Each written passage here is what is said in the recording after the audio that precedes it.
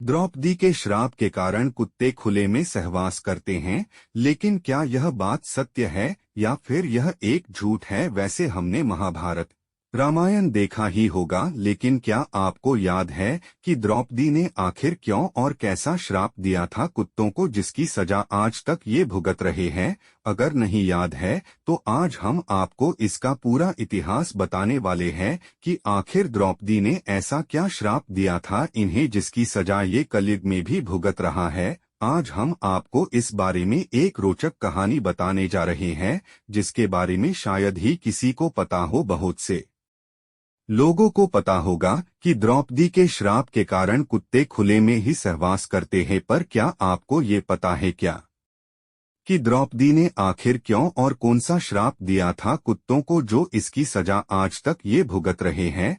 तो आज हम आपको इसका पूरा इतिहास बताने वाले हैं कि आखिर द्रौपदी ने ऐसा क्या श्राप दिया था इन्हें, जिसकी सजा कुत्ते कलयुग में भी भुगत रहे हैं। आज हम आपको इस बारे में रोचक कहानी बताने जा रहे हैं, जिसके बारे में शायद बहुत ज्यादा लोगों को पता हो। तो टीवी पर आपने महाभारत तो देखी ही होगी, अगर नहीं भी देखी तो हम आपको पूर्ण महाभारत बता दे कि आज की ये कहानी इसी महाभारत में से है। कहानी की शुरुआत द्रौपदी विवाह से होती है। अर्जुन द्रौपदी से विवाह कर उन्हें अपने घर लाए तो मां कुंती ने अनजाने में यह कह दिया था कि जो भी वो लाया है उसे सभी भाई बराबर में बांटकर उसका उपयोग करेंगे, और इसी वजह से पांचों भाइयों को द्रौपदी से विवाह करना पड़ा था।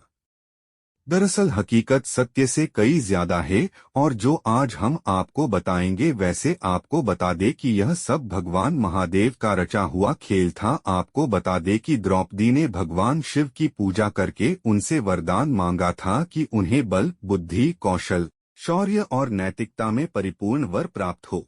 लेकिन द्वापर युग में ऐसा संभव नहीं हो सका। हर किसी न किसी व्यक्ति में कुछ न कुछ कमी होती थी, और इसी वजह से द्रौपदी को ये सारे गुण उनके अलग अलग पतियों में मिले, और इसी कारण उन्हें 5 पांडवों से शादी करनी पड़ी थी। जब अर्जुन ने द्रौपदी को शादी करके घर लाए थे तो इसी कारण अनजाने में मां कुंती के मुंह से ये निकल गया कि इसे आपस में सब बांट लो, और अपनी मां कुंती का मान रखने के लिए पांडवों को द्रौपदी से शादी करनी पड़ी।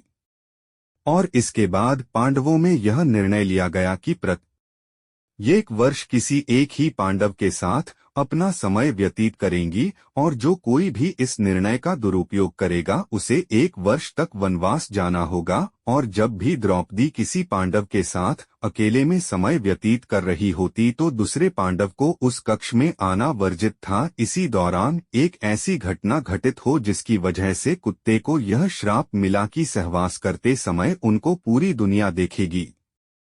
पांडवों ने नियम बनाया था कि जब भी कोई एक पांडव द्रौपदी के कक्ष में जाया करता था तो वो अपनी पादुकाएं द्वार पर उतार दिया करता था, ताकि उसके भाई पादुका देख कक्ष में प्रवेश न करें।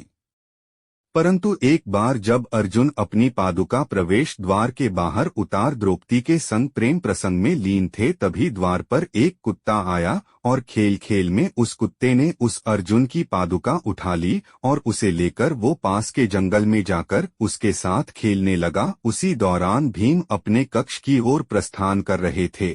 उन्होंने देखा कि द्रौपदी के कक्ष के बाहर कोई पादुकाएं नहीं है, और वो द्रौपदी के कक्ष में प्रवेश कर गए।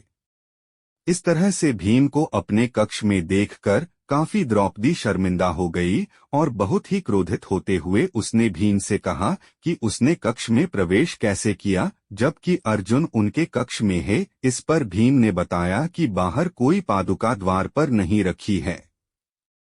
दोनों भाई कक्ष के बाहर, और उन्होंने पादुकाओं को खोजना शुरू कर दिया।